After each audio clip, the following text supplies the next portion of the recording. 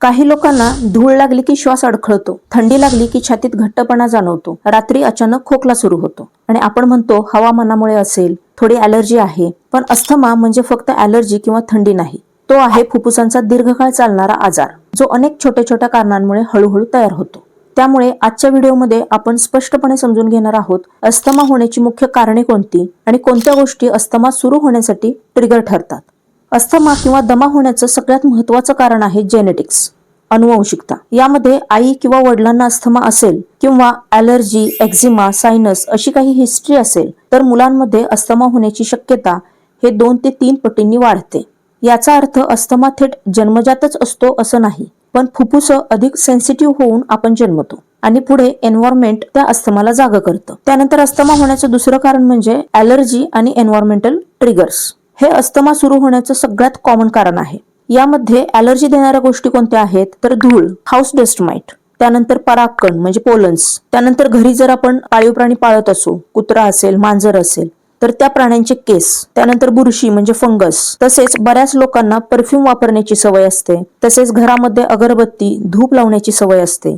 तर अशा गोष्टी श्वासनलिकांमध्ये इम्युन रिएक्शन्स निर्माण करतात. अशा गोष्टींचे वारंवार एक्सपोजर झाले की एअरवेज कायम सुजलेले राहतात आणि अस्थमा डेव्हलप होतो. अस्थमाचे पुढील कारण आहे बालपणातील वारंवार होणारी सर्दी खोकला.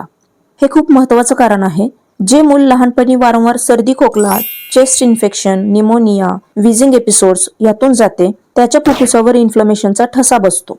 यामुळे एअरवेज परमनंटली सेन्सिटिव्ह बनतात आणि पुढे अस्थमाची शक्यता वाढते. म्हणून मुलांचा खोकला दुर्लक्षित करू नका. त्यानंतरचे अस्थमाचे कारण आहे धूम्रपान आणि पॅसिव्ह स्मोकिंग. धूम्रपान हे अस्थमा सुरू करणं आणि वाढवणं दोन्ही करतं. विशेषतः गर्भधारणेच्या दरम्यान जर आई स्मोकिंग करत असेल, तसेच घरात कोणी स्मोकिंग करत असेल तर मुलांच्या फुफ्फुसाची वाढ बिघडते. आता पॅसिव्ह स्मोकिंगचा विचार केला तर व्यक्ती वैयक्तिक स्मोकिंग करत नसेल, परंतु बाहेरील धूर त्याच्या श्वासातून आत जात असेल तर हे एअरवेजचं संरक्षण संपवतं आणि अस्थमाची मुळं खोलवर रुजली जातात. त्यानंतरचे अस्थमाचे कारण आहे हवामान बदल आणि थंडी. अचानक थंड हवा, कोरडी हवा किंवा पावसाळा, टेम्परेचर चेंजेस यामुळे श्वासनलिका आकुंचन पावतात. तसेच ज्या लोकांची लंग्स आधीच सेन्सिटिव्ह आहेत त्यांच्यात अस्थमा अटॅक ट्रिगर होतो. म्हणूनच अस्थमा रुग्णांना हवामान बदलात जास्त त्रास होतो. अस्थमाचे शेवटचे कारण आहे ओबेसिटी, स्ट्रेस आणि लाईफस्टाईल. हे नवीन पण वाढतं कारण आहे.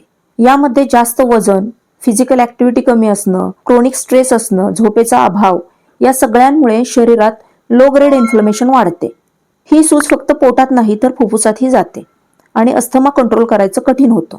थोडक्यात हे लक्षात ठेवलं पाहिजे, अस्थमा म्हणजे एक आजार, एक कारण नाही.